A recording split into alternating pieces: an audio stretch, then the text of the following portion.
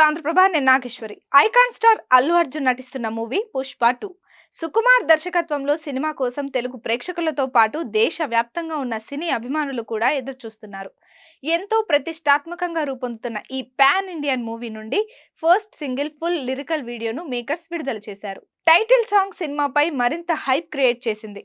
ఈ పాటను Chandrabose lyrics, rock star Devi Sri Prasad అద్దరిపోయే మ్యూజిక్ ను అందించారు. పుష్ప 2 ఆగస్టు 15న స్వాతంత్ర దినోత్సవం సందర్భంగా విడుదల కానుంది. ఇందులో రష్మిక మందన్న కథానాయికగా నటిస్తున్న సంగతి అందరికీ తెలిసిందే. పాట చివరలో టీ గ్లాస్ పట్టుకొని బన్నీ స్టైలిష్ గా స్టెప్పులేశాడు.